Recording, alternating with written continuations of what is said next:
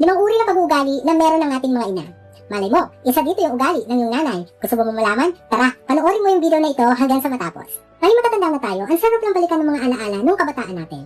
Dahil sa gabay at suporta ng ating mga magulang, natuto tayo maging mabuti, magalang, masunurin, at matapang. At yung mga ugali ng ating ina na hindi talaga mawawala sa atin at tumanim talaga sa isip natin hanggang sa pagtanda.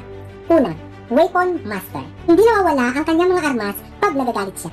Minsan, hangin, kadalasan, tsinelas, o kaya naman walis ting-ting, at kung ano-ano pa.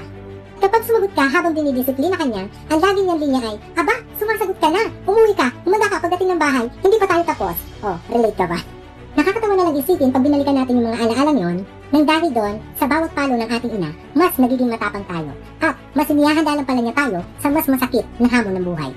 Number 2, supportive. Sa sobrang pagmamahal ng ating mga ina, pati mga sarili nila, napapabayaan na nila, maibigay lang sa atin ang mga pangangailangan natin. Pero napakaraming kabataan ngayon ang binabaliwala ang sakripisyo ng kanilang mga magulang.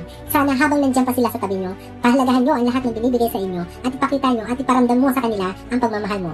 Pangatlo, groovy nanay. Ito yung mga nanay na hindi nagpapakabog sa uso, mapapasyon, social media, trends, at gadget. Kaya pati ikaw, nahahawa na rin sa kanya at nabibiyayaan pa. Pang-apat, TikToker. Ito yung mga nanay na tinalo pa yung mga millennials kung makakembot sa dance move na viral sa TikTok. Oh, di ba? Pati ikaw, mapapadance ka lang din.